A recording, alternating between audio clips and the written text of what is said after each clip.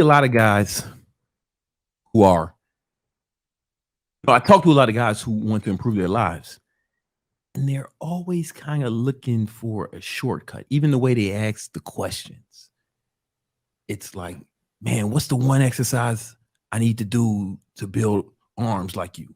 Or what's the one thing I could do to get abs? Or what about this? Or what about that? It's like they're always looking for a shortcut. It seems like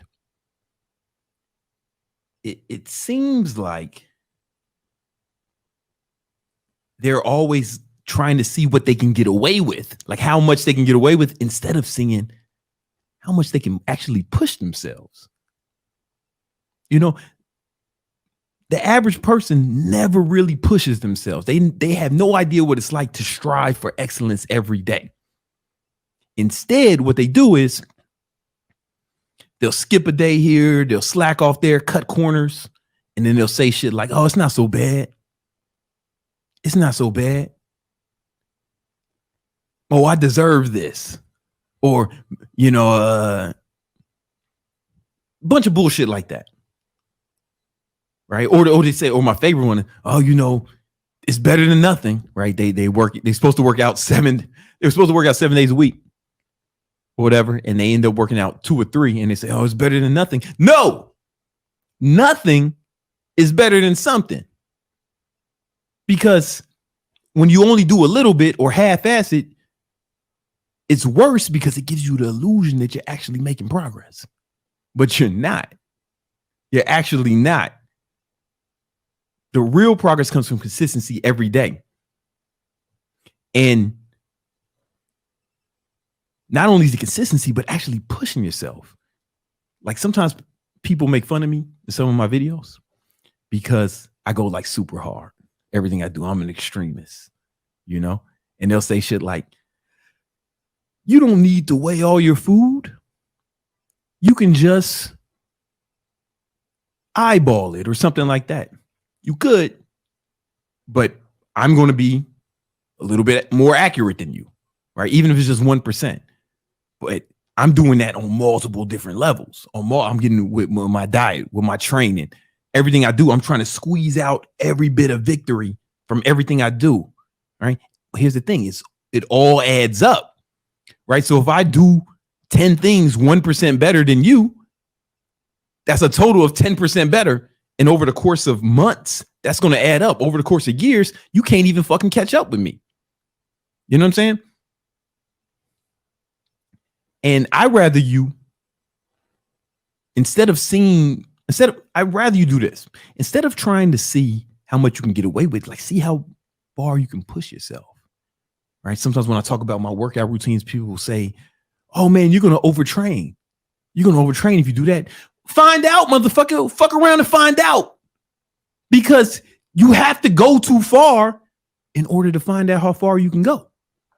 Right? If you never go, think about that. If you never go too far, you'll never know how far you can really go, how much you can actually push yourself.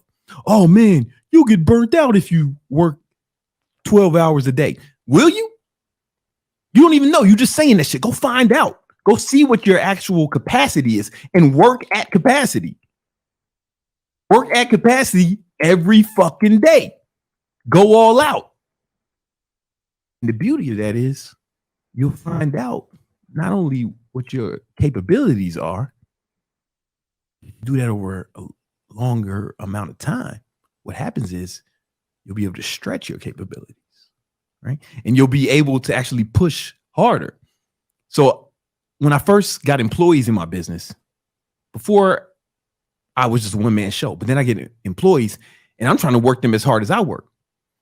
But they would get burnt out. Like motherfuckers would start getting sick and catching colds and shit. Soft, right? But at first I used to get mad. And then I talked to one of my mentors. He said, well, listen, Brandon, you've been doing this for a long time. Almost like, your bench press. You didn't put up 300 something pounds the first time you touch a bench press. You have to work up to that. So they're going to have to work up to that capacity. And then I scaled it back a little bit. I found out I took them too far, then I scaled it back. Okay, they can't go this hard. How far can they go? And we went there, right? And what happens is, man, they really start to push themselves and they start to see what they're made of, but then they start to build that work ethic as well. So one of my old video editors, Fly with Johnny Ty, like we really pushed. I want to apologize to Johnny because I probably pushed him a little too hard. I probably wasn't the best boss at that time. However, his work ethic grew exponentially, right? And he stayed with me for years, and he started to start to work like a real G, you know? And then he went on and did his own thing, and he's having a lot of success with his own YouTube channel and his own business on his own. But I think I played a role in helping him build that work ethic that was necessary. I don't think that's something he would have built on his own. You might have to build on your own, man, but you want to just see what you're made of. Don't try to see what you can get away with. See how much you can take. All right. The second thing, holding guys back and ruining their lives.